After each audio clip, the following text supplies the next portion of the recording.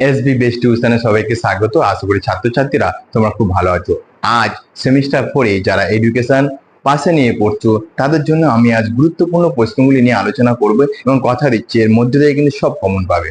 তার আগে আমরা কোশ্চেন প্যাটার্নটা নিয়ে আলোচনা করব, তারপরে আমরা প্রশ্নগুলি নিয়ে আলোচনা করব। তো দেখো ছাত্রছাত্রীরা, দেখো 10 নম্বরে তোমাদের 3টি কোশ্চেন থাকবে, 30 নম্বর, 5 নম্বরে তোমাদের 5টি, 25 নম্বর এবং 2 নম্বরে 5টি কোশ্চেন থাকবে।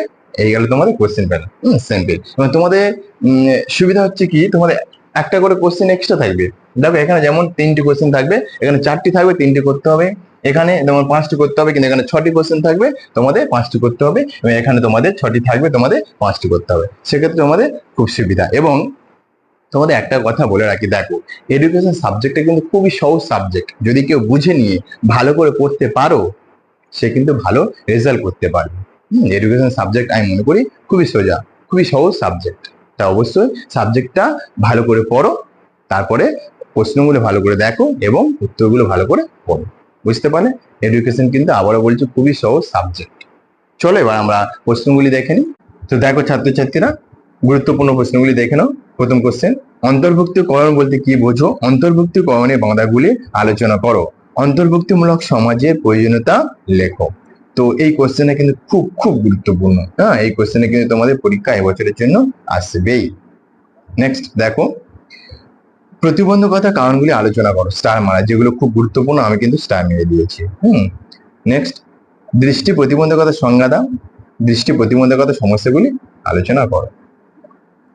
তপশিলি জাতি উপজাতি কাদের বলা হয়? এদের সামাজিক অন্তর্ভুক্তিকরণের শিক্ষার ভূমিকা লেখো।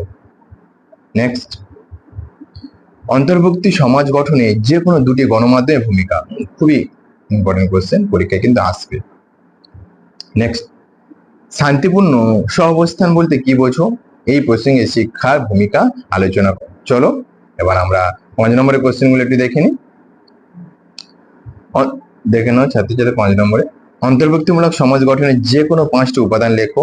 শ্রবণ প্রতিবন্ধকতার যে কোনো 5টি সমস্যা উল্লেখ করো। ব্যাহত দৃষ্টিসম্পন্ন শিশুদের 5টি সমস্যা লেখো। বাধামুক্ত পরিবেশ সৃষ্টিতে সমাজের ভূমিকা আলোচনা করো। সামাজিক অন্তর্ভুক্তিতে শিক্ষার ভূমিকা লেখো। শিখন অক্ষমতার 5টি নির্দিষ্ট সমস্যা আলোচনা করো। সামাজিক বহির্ভূতকরণের 5টি কারণ উল্লেখ করো।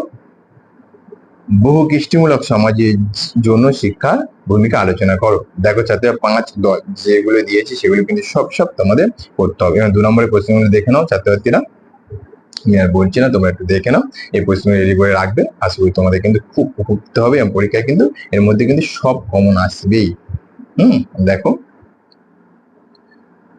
তো দেখে নিলে ছাত্রছাত্রীরা, আশা করি তোমাদের পরীক্ষা আর বেশি বাকি নেই। অবশ্যই তোমাদের পড়াশোনা শুরু করে দাও।